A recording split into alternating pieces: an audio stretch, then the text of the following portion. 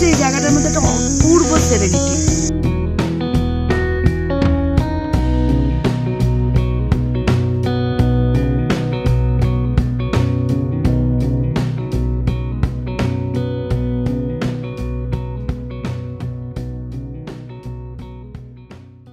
Morning friends, আজকে বিজয়া দশমী। আজকে আমরা ডালহৌসি থেকে বেরিয়ে এখানে খাজিয়ার যাব, আরও যে জায়গাগুলো আছে সব ঘুরবো। ঘুরে তারপর আমরা এখান থেকে চলে যাব Amritsar. So that was the surprise for today. আজকে আমরা অমৃতসর যাচ্ছি, কালকে এবং পরশু অমৃতসর থাকবো। পরশু দিন আমাদের ট্রেন আছে অমৃতসর থেকে। তো এখন চলুন আমরা ডালহৌসি থেকে ডালহৌসির যে জায়গাগুলো আছে সেগুলো সব ঘুরবো, সঙ্গে থাকুন।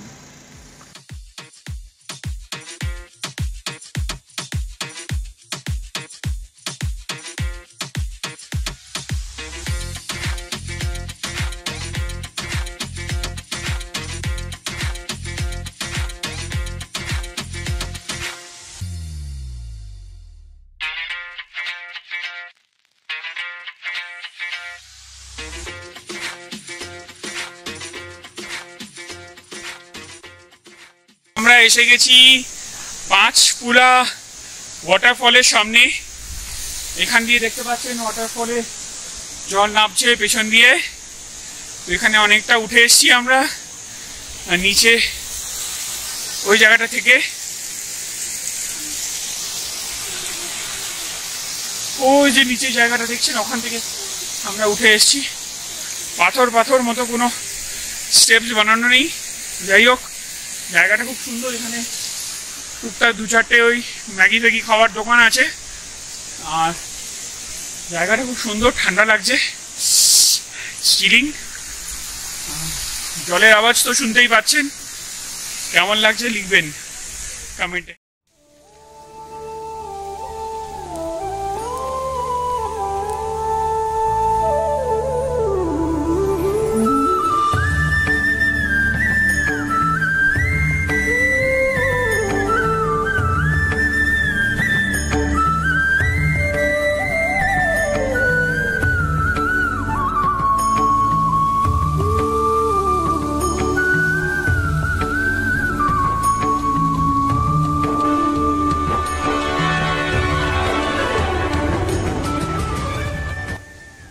আমরা পঞ্চকুলা থেকে বেরিয়ে পড়েছি। এখন আমরা বারাপত্তরের দিকে যাচ্ছি। পঞ্চকুলাতে এলে আপনারা এখানে অনেক রকম হিমালয়ান অ্যাডভেঞ্চার্স আছে, জিপলিং আছে, ক্যানোপি ওয়াক আছে, এগুলো করতে পারেন। আর এখানে একটা অ্যামিউজমেন্ট পার্কও আছে বাচ্চাদের জন্য, সেটাও বাচ্চারা এখানে এসে এনজয় করতে পারে। আর উপরে ঝর্ণার ভিউটা খুব সুন্দর দেখিয়েছি, সেটা আপনাদের, সেটাও এনজয় করতে পারেন। তো চলুন, এরপরে আমরা যাচ্ছি বারাপত্তর। তো সেটা হয়ে আবার আরো জায়গায় যাব, সঙ্গে থাকুন।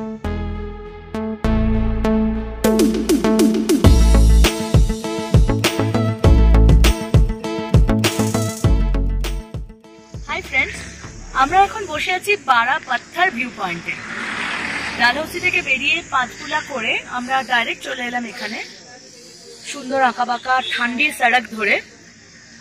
এখানটায় এই যে ভিউ পয়েন্টটা, এখানে আমরা একটা দারুণ সুন্দর 180 ডিগ্রি ভিউ পাচ্ছি। ঠিক আছে, মানে বেশ অনেকখানি ওয়াইড রেঞ্জ, আপনারা দেখতেই পাচ্ছেন। এদিকটা অনেকটা দূরের একটা পাহাড়ের কোলের একটা জায়গা, এবং এদিকটা সম্পূর্ণ গাছে ঢাকা। অসাধারণ লাগছে জায়গাটা, মানে মনে হচ্ছে এখানে বসে থাকি। আপনারা দেখতেই পাচ্ছেন পিছনে 180 ডিগ্রি একটা ভিউ পাওয়া যাচ্ছে। সেখানে একদিকে মানে মাউন্টেন ক্লিফ এবং আরেক দিকটা সম্পূর্ণ গাছে ঢাকা। অসাধারণ ভিউ পয়েন্ট।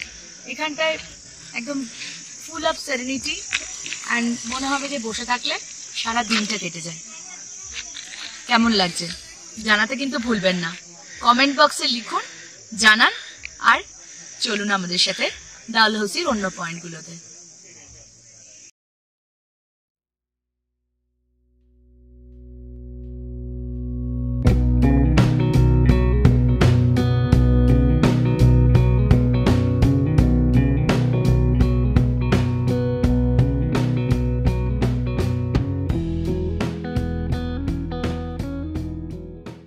বারাপত্তর থেকে বেরিয়ে আমরা কালা টপের দিকে এসেছি। তো এখানে নিয়মটা হচ্ছে এখানে লোকাল গাড়ি ছাড়া কিছু যায় না। তো এখানে আপনি যদি রিজার্ভ কার নিয়ে আসেন গাড়িটা এখানে পার্ক করে দেবে, আর লোকাল গাড়িতে আপনাকে 1250 টাকা দিয়ে আপনাকে ফরেস্টে যেতে হবে। ফরেস্টটা ঘুরিয়ে ওরা পয়েন্টগুলো ঘুরিয়ে দেখাবে, তার জন্য নেবে 1250 টাকা। 1250 টাকার মধ্যে ওদের ওই এন্ট্রি ফিটাও ইনক্লুডেড, যেটা 250 টাকা এন্ট্রি ফি, ওটা নিয়ে 1250 টাকা ওরা আপনাদেরকে এই গাড়িতে করে, লোকাল গাড়ি আছে এরকম মারুতি ভ্যান বা ছোট অল্টো এই টাইপের গাড়িতে করে ওরা কালাটপের আপনাদের ভিউ পয়েন্টগুলো দেখাবে।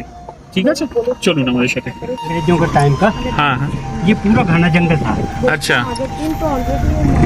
अंग्रेजों के बने हुए घर है वहाँ पे। हाँ हाँ, तो रास्ता था भी, जो पेड़ थी ये नीचे डाउन थे। अच्छा, इसकी टहनी इतनी थी, अंधेरा ही रहता था। आगे देखो पूरा ना ओके, अंधेरा रहता था। हाँ, तो फिर इसका नाम काला रख दिया उन्होंने कि अंधेरा रहता है, धूप की किरणें भी नहीं निकलती थी ना, ऐसे सी होती थी। अच्छा अच्छा, हाँ जी, और हाइट पे 8000 फीट पे है तो टॉप। और अच्छा अच्छा, इसके 3-3, 4-4 किलोमीटर एरिया में घर नहीं है, बस प्रॉपर हाँ। आपको काला टॉप में मिलेंगे। अच्छा अच्छा, जी। ओके। और 1925 के बने हुए गेस्ट हाउस वगैरह है। 1925 साल में, हाँ जी, 1925 के ना गेस्ट हाउस हाँ। बने हुए अंग्रेजों के। मतलब 100 साल पुराना। 100 साल पुराना। उसकी जो स्टैंडिंग लकड़ी खड़ी वाली जो है हाँ हाँ, वो सेम जब की डाली हुई है वही है, जो नीचे फर्श उसको बस अच्छा, चेंज करती है। कहाँ वो टालाटप के ऊपर में मिलेगा? हाँ, काला टॉप के ऊपर में मिलेगा जी। আচ্ছা, ওখানে যে বিল্ডিং গুলো মানে বাড়িগুলো আছে কালাটপের একদম উপরে গিয়ে দেখতে পাওয়া যাবে, একদম উপরে में मिलेगा।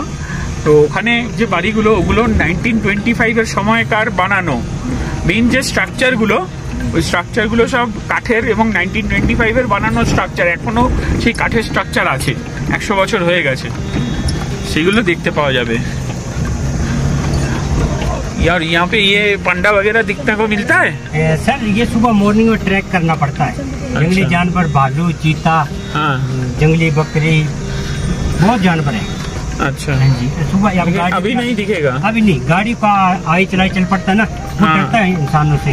अच्छा अच्छा, हाँ जी, तो रोड में तभी आता है जब सुनसान हो जाता है ना, हाँ, फिर आता है जानवर अच्छा, रोड में अपने खाने की तलाश में, कहीं हाँ। किसी से गिरा हुआ है वो खाएगा। अच्छा, हाँ जी,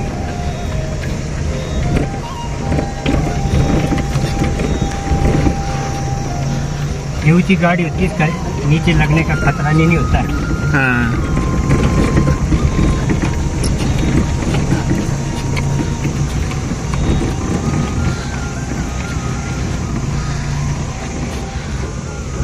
আমি এখন যে জায়গাটায় দাঁড়িয়ে আছি এটা ইকো ট্যুরিজম পয়েন্ট, এবং এই জাস্ট এই জায়গাটাতে দাঁড়িয়ে একটু জোরে আওয়াজ করলে সেটা ইকো হয়ে ওপর থেকে শুনতে পাওয়া যায়।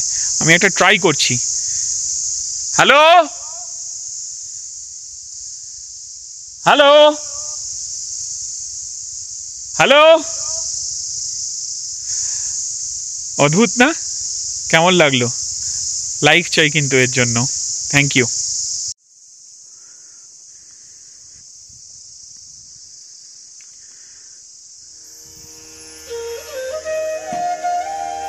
কালাটপের এখানে কিন্তু একটা খুব বিখ্যাত সিনেমা সুভাষ ঘাইয়ের 1942 লাভ স্টোরি শুটিং হয়েছিল, যেখানে অনিল কাপুর গাড়ি চালিয়ে যাচ্ছিলেন।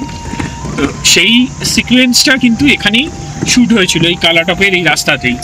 তার ভিডিও আপনারা দেখতে পাবেন কপিল শর্মার শোতে। সাইফ আলী খান বলেছিল, তো 1942 লাভ স্টোরি সেই সিকোয়েন্সটা কিন্তু এখানেই শ্যুট হয়েছিল।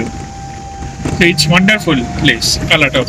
Don't miss it when you come to Dalhousie.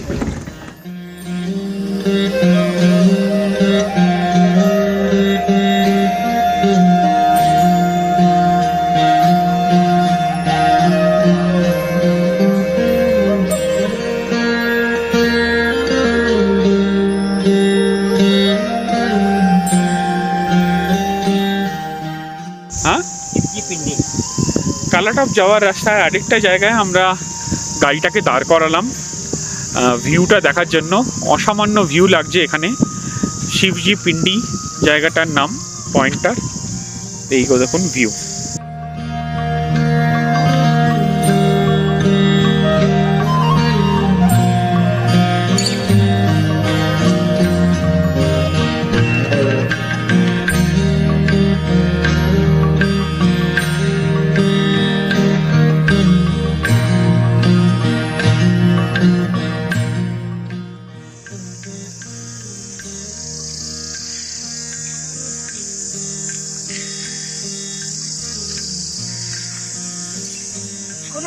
হবে না জায়গাটার, জাস্ট কোনো কথা হবে না, মানে স্পিচলেস। ব্রেথ টেকিং ভিউ চারপাশে, মানে দারুণ লাগছে, দারুণ। সব থেকে ভালো লাগছে এই জায়গাটার মধ্যে একটা অপূর্ব সেরেনিটি। লোকজন নেই বললেই চলে, থাকলেও খুব কম, গাড়িও খুব কম চলাফেরা করছে। ওটার জন্যই বোধহয় এত সুন্দর। আর মনের মধ্যে তো ওই 1942 লাভ স্টোরির গানটা, সেই লড়কি কো দেখা তো ऐसा লাগা, ওটা মনে হচ্ছে না, এক্সেলেন্ট। ওই মানে মেমোরিগুলোকেও, মানে ওই মুভি দেখার মেমোরি, বড় হতে হতে দেখা ওইসব মুভি, সেই টাইমটাও ফিরে আসছে। তো অসাধারণ টপে যাই, তারপরে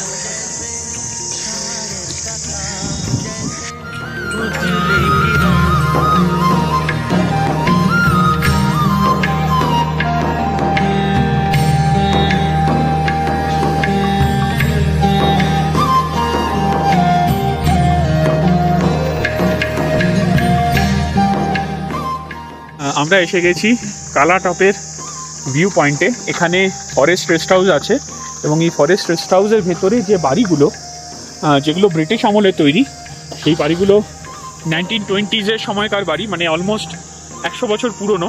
এখনও কিন্তু সেই স্ট্রাকচারগুলো একই রকমই আছে। আমি আপনাদের দেখানোর চেষ্টা করছি। এই যে বিল্ডিংগুলো দেখছেন, এগুলোর মেন যে স্ট্রাকচারটা, এর রিমডেলিং হয়েছে নিশ্চয়ই, কিন্তু মেন যে স্ট্রাকচারটা সেটা কিন্তু সেই ব্রিটিশ আমলের বানানোই আছে। এই যে কাঠের ইয়েগুলো দেখছেন, স্ট্রাকচারগুলো দেখছেন, এগুলো সব কিন্তু সেই একই আছে। চলুন।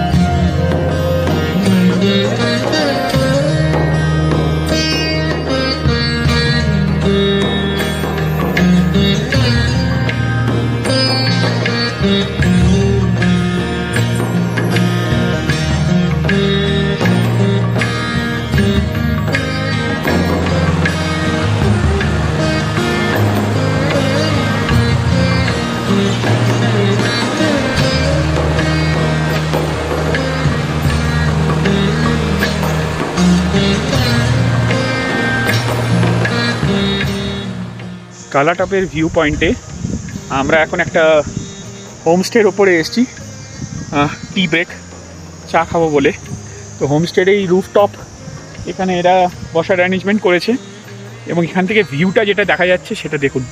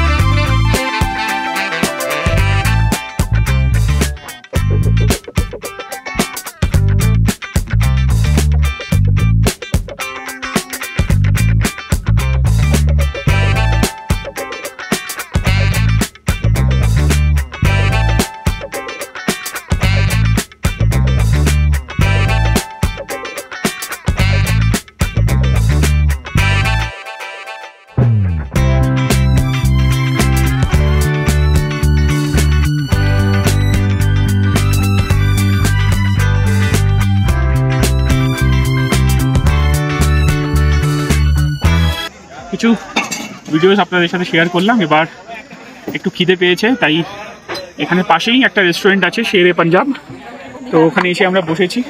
এখান থেকে এই পুরো ল্যান্ডস্কেপটা দেখা যায়, ভালো লাগে দেখতে। এখানে বসেছি, ছাউনি দেওয়া আছে, বলে অসুবিধা হচ্ছে না। দেখা যাক কি খাবার অর্ডার করা যায়, সেই খাবার খেয়ে আমরা তারপর এখান থেকে বেরোবো।